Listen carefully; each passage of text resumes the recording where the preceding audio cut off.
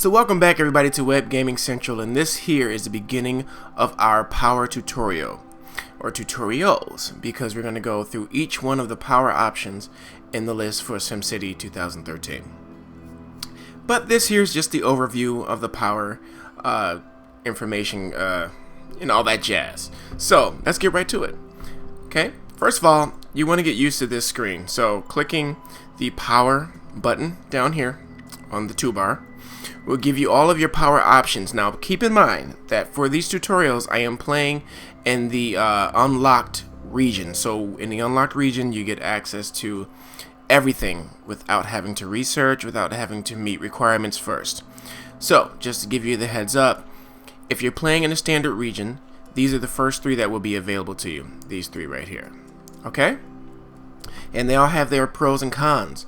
That's what we're going to go through in each individual power station video. But for the overall video, I just want to kind of hit you with all the basics. And again, we're starting with the toolbar here. So this is where you select which one you want, which power supply you want.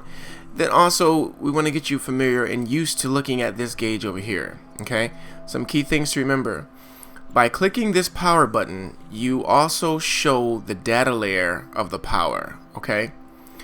So when power is running, this red line that you see on these roads will be yellow. Although on this back road here, because it's not connected to this street, it would not get power.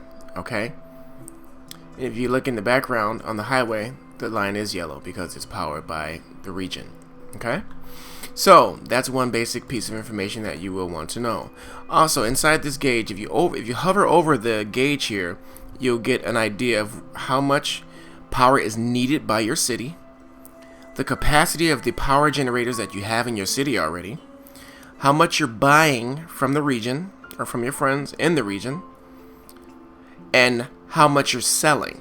So that's a very powerful tool to use as well. Okay?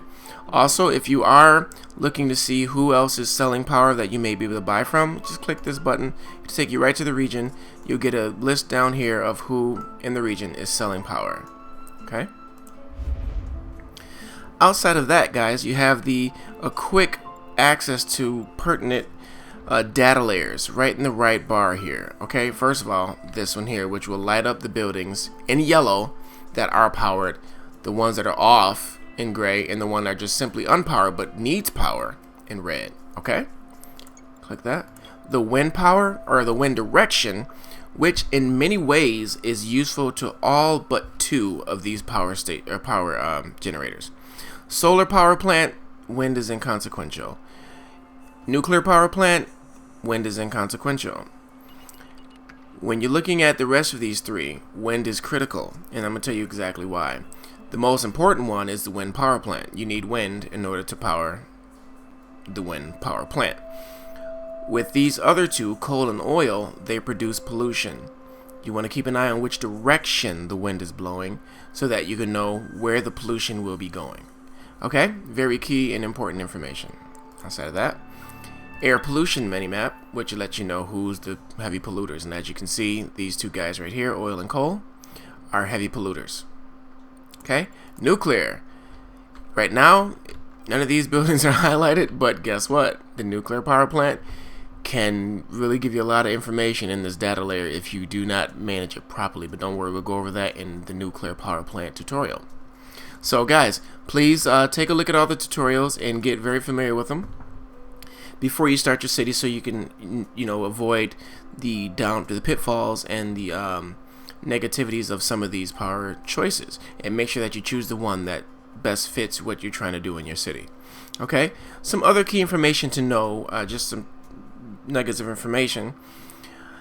With this gauge here, if it's in the negative, obviously that means you are not producing enough power for your city. Keep in mind that all the critical buildings in this game will not run without power.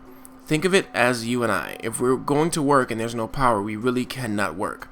So, in this game, it works just the same. So make sure that you guys do not, or make sure that you do keep an eye on this gauge here so that you can know when there's a crisis. Because I will let you know, with utilities, if anything goes wrong with these guys, the rest of your city will suffer. Water, sewage, power are very critical to your city, and without any of those things, or with an insufficient amount of these things, your city will suffer and you will pay the price in more ways than one.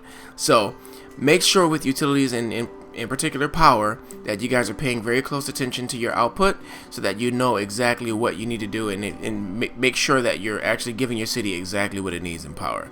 So guys, thanks for watching this, and the next 5 videos will be specifically on each individual power supply here, or power building here. So please stay tuned, please check out those videos, and do like and subscribe. Thanks guys for watching, and I'll see you in the next video.